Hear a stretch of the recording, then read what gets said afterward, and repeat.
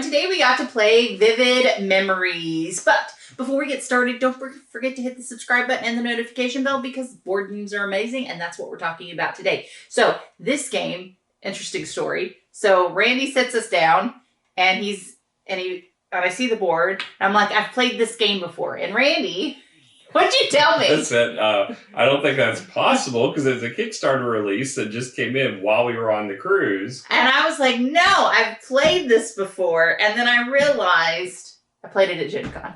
Or you realized it, because I was like, nope, I've definitely played this before. So you definitely didn't play it here, because I unsealed everything. And no, so it turns out it was a Gen Con, and I thought it was actually pretty interesting. So I'm glad that we ended up backing it. So tell us more about this brand new Kickstarter release. So it's surprise, surprise, a 2022 release. No way! It has currently a Board Game Geek rating of 7.0 and a Board Game Geek rank of 5743. It's 2 to 4 players, average length of 30 to 45 minutes. That's about right. Age 13 and up. I'm not sure it has to be 13 and up. I mean, there are some confusing rules. Well, there is some puzzle. Game. It's a puzzle game. Maybe. Yeah. Design is Matthew Dunstan and Brett J. Gilbert. Art is Andrew Bosley and published by Floodgate Games. It has an MSRP of $49.95. Now, this is the Kickstarter version, and it was $50 on the Kickstarter plus shipping. And really the only differences between this version and retail is you have an embroidered bag. The first player token is cardboard versus a plastic little paper airplane looking tile. Sure. Yeah. And then this map, which is almost completely superfluous to the game. So this is one retail I think would have been fine, but it's nice to have a little bling on it. It's currently Miniature Market has it for $39.99. Card House has it for $34.79. So it looks like they were the cheapest I saw. Okay, so let's talk about quality of pieces for this game. So you kind of already mentioned some of the Kickstarter upgrades, but what we do have is we have these inlaid boards. They're a little bowed, curving up, but nothing that made it unfunctional. Just annoying from the OCD people in the room. And then you have these very much Azul-like tiles in the sense of, they're a little bit lighter though. They're definitely more plastic than the heavy Azul tiles are. Mm-hmm. But they look fine. They feel fine. They're just not as heavy. And they've got icons if you're colorblind. So I thought that was a very good choice. In fact, there were a lot of times I actually had to look on the icons because the purple and the blue, as far as the printing, was kind of really, really close. So that icon was very, very useful. They only put them on one side, which is kind of a nuisance. So you have to pull them out and then turn them over if you have them on the wrong side. Why wouldn't you automatically put them on the right side? Well, I'm saying when you drew them out, you had to flip them. It would have been nice if they just put the icon on both sides and then you wouldn't have that problem. Yeah, probably additional cost there, but I'm fine with it. And then, like I said, inlaid boards, you have some pretty thick cardboard tiles that you use for victory points and special ability things. So that's fine, as well as end of game or special ability, just like Sagrada. So overall, you got some cardboard chits. Overall, I think this is really good, actually. I think it's the tile, for a puzzler, I think there's something valid here, especially with inlaid boards. I'm probably going to give this an 8 for... Yeah, I mean, I think the cardboard's kind of, especially, I didn't understand the tokens. They had a ton of tokens for you to choose from for score markers. There's only a 4-player game, and they had and I don't understand why they're sports themed. And they're all sports themed. I don't understand that either. Granted, that's more thematics than quality. But the cardboard parts of it don't impress me. The inlay board's nice, although I would say the tiles going in the top don't function as nicely as I'd like. They kind of lean when you put them in there. Yeah, because the board bows. Well, the board bows, but even then, even if it was flat, it's still going to lean. It's not a perfect design. It's okay, but there's nothing wrong with it per se, but the bowing is kind of annoying. I'll probably give it a 7. I think it's good, but I don't think it's anything outstanding. I do like the paper airplane, but that's just a token you're passing around, which we didn't end up passing around because the first player was always your dad every time. Well, hey. All right, so now let's talk about theme. So the theme, there is one.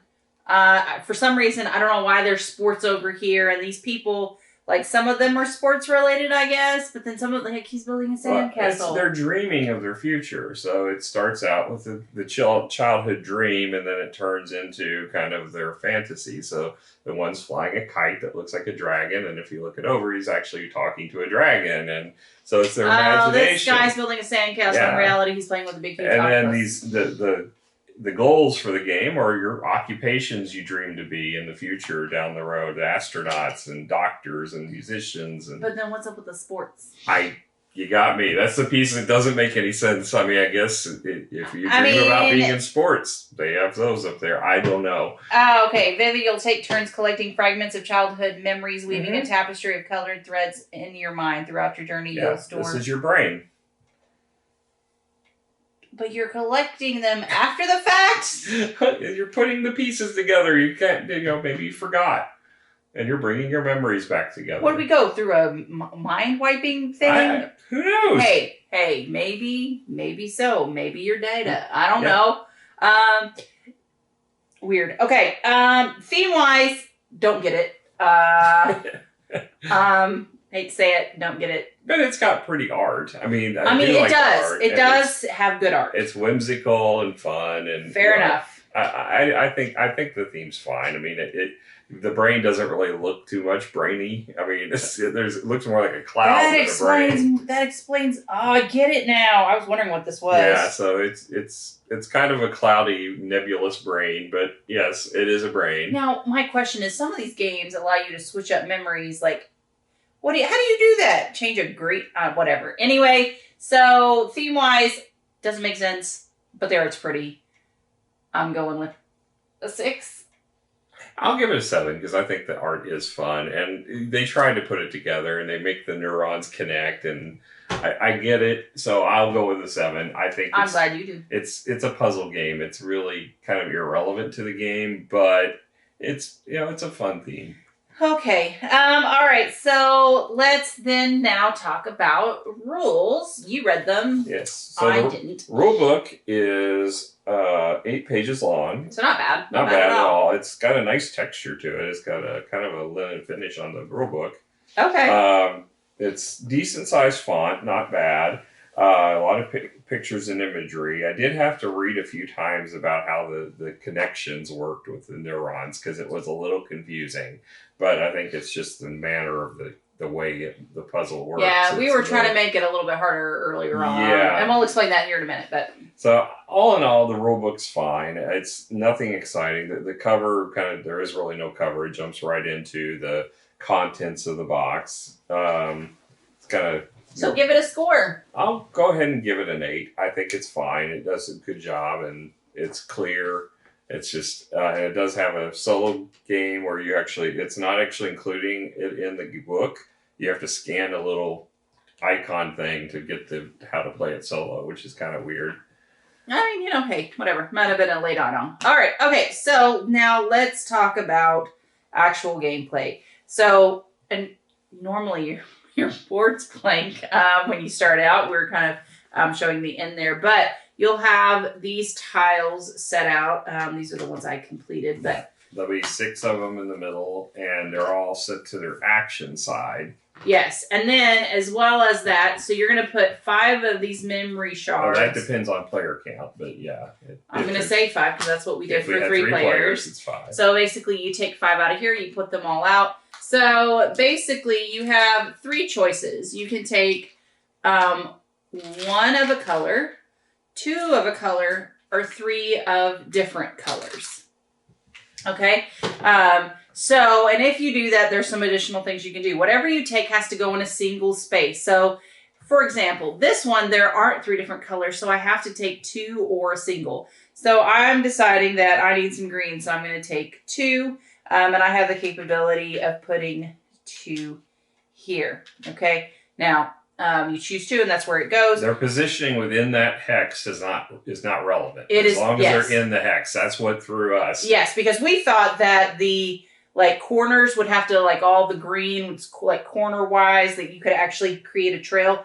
Nope, doesn't matter. As long as the green is in the hex, even if they're not touching, for example, in this case, maybe we're going to border this, like this green over here doesn't look like it's connecting, but it is because there's a hex next to it that is in fact green.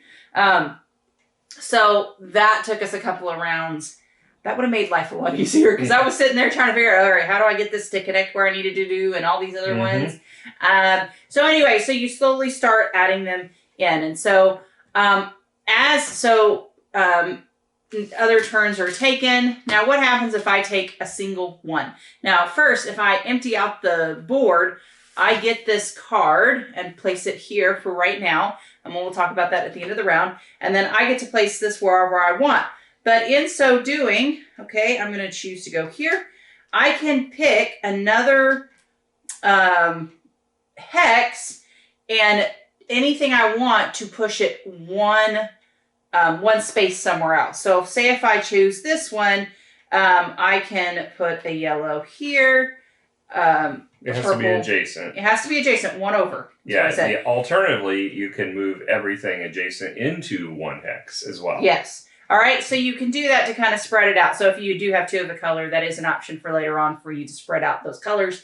So that actually was very, very helpful. Now, once we get to the end of the round, all of these are taken and they're revealed and everyone has their own set. And then you come to actually play them. So you have 4 actions that you see on the board and you can choose to cover them up with the tiles that you gain during the game. Well, you don't get to choose. You have to. You can choose which ones you cover, but you have to play them. Right. You have to choose the ones you have to cover.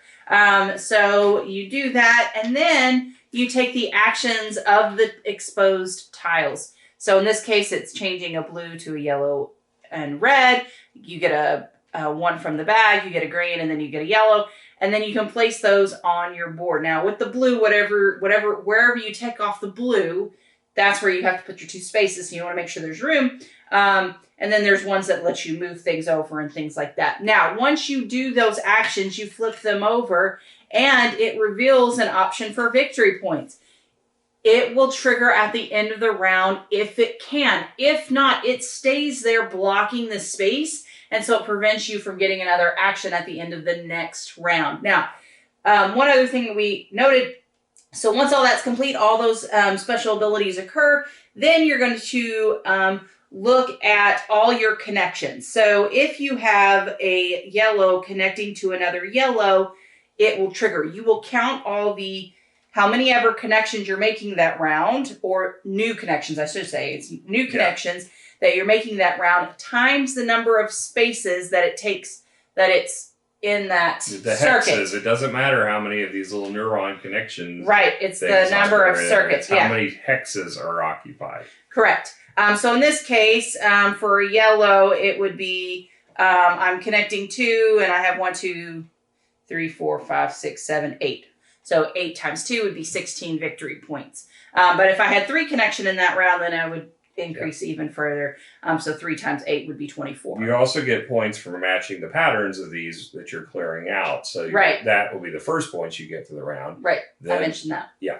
So, and like I said, those go away, and if you don't, they go in a corner for later use. But there you go. All right. So this happens. Oh, and then once those connections are made, so the yellow to the yellow, you'll take the one touching the yellow section. You're going to fill them in on both sides like this.